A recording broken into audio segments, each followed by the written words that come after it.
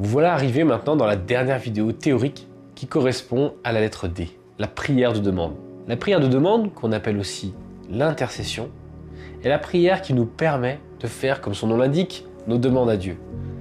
C'est le moment où on peut lui faire part de ce que nous aimerions qu'il fasse pour nous et pour les autres. Dieu donne. Je ne sais pas si on se rend toujours compte de la chance incroyable qu'on a de pouvoir demander des choses à l'être le plus puissant de l'univers. Techniquement, Dieu peut absolument tout faire. Et ce qui est encore plus incroyable, c'est qu'il souhaite nous donner ce que nous lui demandons. Voici ce que dit Jésus dans la Bible à ce sujet. Si donc, méchant comme vous l'êtes, vous savez donner de bonnes choses à vos enfants, à combien plus forte raison votre Père qui est dans les cieux donnera-t-il de bonnes choses à ceux qui les lui demandent. Dieu donne de bonnes choses à ceux qui les lui demandent. C'est vraiment réjouissant de savoir ça. Le Dieu de la Bible n'est pas un Dieu qui donne au compte-gouttes. Au contraire, on a la grâce d'avoir un Père qui est plein de générosité. Dieu aime donner à ses enfants. N'ayons pas peur de demander ce dont nous avons besoin à Dieu. Maintenant qu'on a vu que Dieu prend plaisir à donner à ses enfants, il faut qu'on éclaircisse plusieurs points sur ce sujet. Prier selon sa volonté. Le premier point, c'est qu'on doit prier selon sa volonté. Nos sujets de prière et nos demandes doivent être conformes à la volonté de Dieu.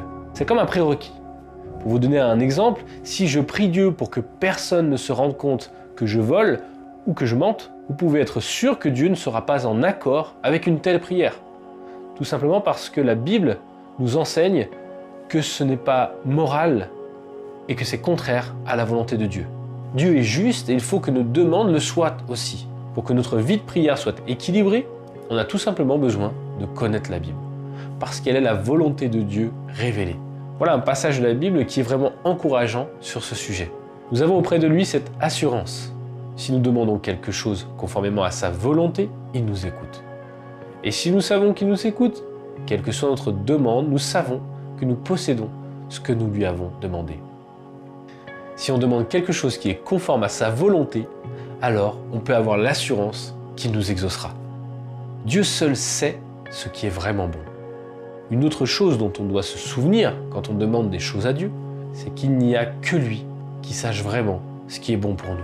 On est limité dans notre compréhension de certaines choses. Et dans nos prières, il ne faut pas qu'on ait peur d'avouer nos limites en tant qu'être humain.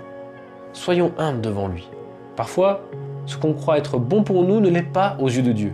Wayne Grudem dit à ce sujet dans son livre de théologie systématique que il est toujours bon d'ajouter, de manière explicite ou implicite.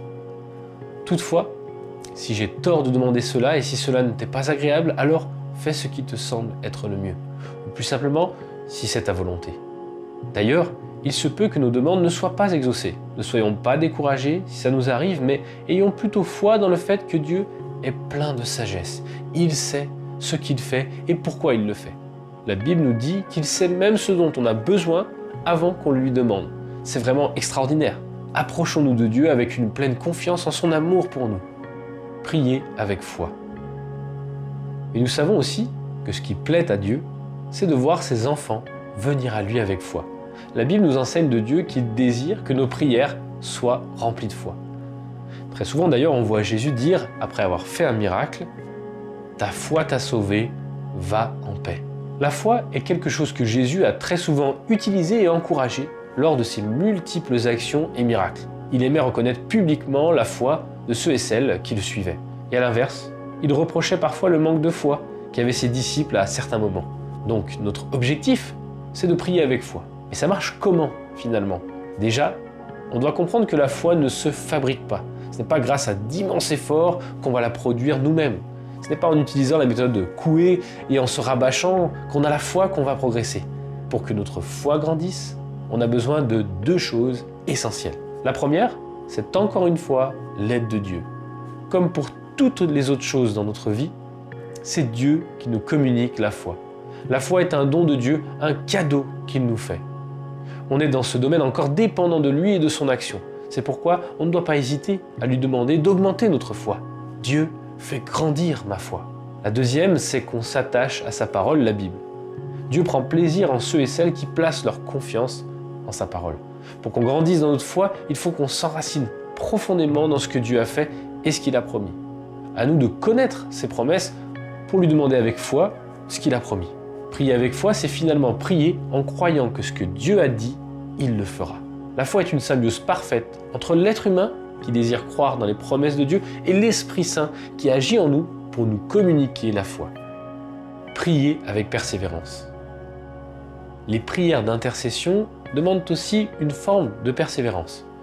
Dans le livre des Actes des Apôtres, on voit de nombreux passages où il est mentionné que l'Église persévérait dans la prière. Au chapitre 12, on voit que le roi Hérode avait commencé une persécution parmi les chrétiens.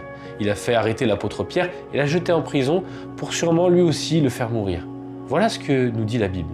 Pierre était donc gardé dans la prison et l'Église adressait d'ardentes prières à Dieu pour lui. L'Église priait pour Pierre. D'ailleurs, il n'a pas été relâché tout de suite. On estime qu'il est resté plusieurs jours en prison.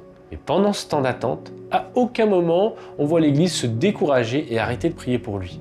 Au contraire, ils étaient tellement conscients de la puissance de Dieu qu'ils persévéraient encore et encore. La suite du passage nous dit que Dieu a envoyé un ange vers Pierre et que d'une manière miraculeuse, il le fait sortir de sa cellule qui était très bien gardée. Même la porte de fer qui menait à la ville s'est ouverte devant lui d'une façon incompréhensible. Voilà la suite du passage.